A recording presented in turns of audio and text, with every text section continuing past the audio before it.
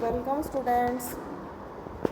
पिछले वीडियो में हमने आर्थिक भूगोल की कुछ महत्वपूर्ण संकल्पनाओं का अध्ययन किया था। शेष संकल्पनाओं का अध्ययन हम आज करेंगे। आज की अपनी पहली संकल्पना है स्थानिक अंतरक्रिया की संकल्पना। इसका मोटा मोटा अर्थ हम देख सकते हैं कि एक स्थान के जो वस्तुएं हैं, विचार हैं, मनुष्य हैं, उनकी दूसरी जगह के दूसरे स्थान के विचारों से, मनुष्यों से, वस्तुओं से आपसी संपर्क, उसी को बोलते हैं स्थानिक अंतरक्रिया। और यही अपनी आर्थिक भूगोल की स्थानिक अंतरक्रिया की संकल्पना है। इसको हम ऐसे लिख सकते हैं कि पृथ्वी तल पर वस्तुओं, विचारों, मनुष्यों की एक स्थान से दूसरे स्थान पर गतिशीलता होती रहती है। ये एक जगह से दूसरी जगह जाते रहते हैं। इनका माध्यम सबका अलग होता है। जैसे प्राकृतिक तत्वों की गतिशीलता वायु जल द्वारा होती है। वस्तुओं की गतिशीलता प्रायः परिवहन के साधनों से होती है। विचारों की गतिशीलता संचार के साधनों से होती है। मनुष्यों की गतिशीलता सवारी के साधन से या फिर पैदल यात्रा से होती रहती है। इस प्रकार विभिन्न वस्तुओं के बीच, विभिन्न स्थानों पर, विभिन्न विचारों के बीच, विभिन्न मनुष्यों के बीच अलग अलग स्थानों पर गतिशीलता को ही स्थानिक पारस्परिक क्रिया या अंतः प्रक्रिया कहते हैं, स्पेशियल इंटरेक्शन। जिन स्थानों की केंद्रीय अवस्थिति होती है उनकी अभिगम्यता अधिक होती है, अर्थात वे स्थान दूसरे स्थानों के लिए अधिक सुगम्य होते हैं। परिसंचरण के साधनों जैसे परिवहन, संचार, इनके द्वारा एक स्थान से दूसरे स्थान तक जितनी मात्रा में पहुंच या अभिगम्यता होती है, मतलब जितना आसानी से वहाँ हम जा सकते हैं, एक्सेसिबिलिटी बोलते हैं उसको, उतनी ही मात्रा में उस स्थान की एक्सेसिबिलिटी अधिक होती है। सामान्यतः किसी स्थान की अभिगम्यता जितनी अधिक मात्रा में होगी, उस स्थान की वस्तुओं, उस स्थान के मनुष्यों और विचारों, इन सब की गतिशीलता उतनी अधिक होगी। और गतिशीलता के द्वारा ही अंतःक्रिया होती है, तो उनके मध्य स्थानिक अंतःक्रिया भी उतनी ही अधिक होगी।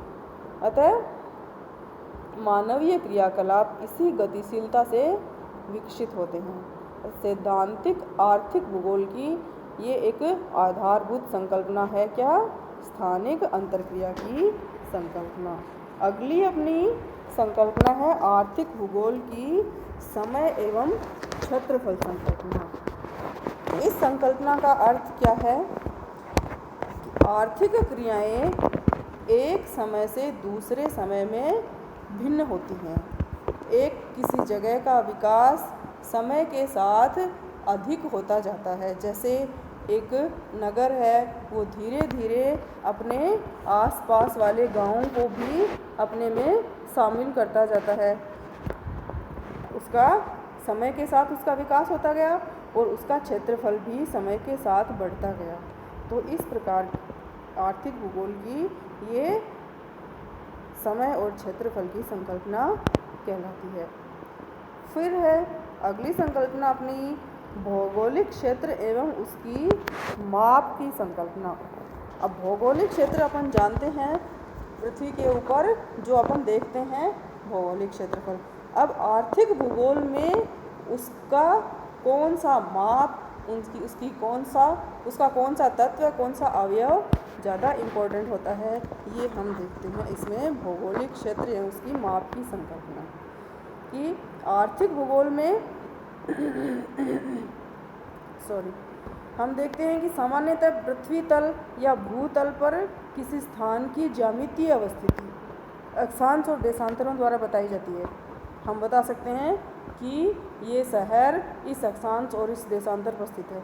लेकिन आर्थिक क्रियाओं की दृष्टि से किसी स्थान की ये जो ज्योमेट्रिकल लोकेशन है, अक्षांश और देशांतर वाली अवस्थिति है, वो उतनी महत्वपूर्ण नहीं होती जितना महत्वपूर्ण उस स्थान की स्थिति किसी दूसरे स्थान के संदर्भ में होती है, किसी दूसरी जगहों के संदर्भ में उसकी स्थिति क्या है, वो आर्थिक भूगोल में अधिक महत्वपूर्ण है।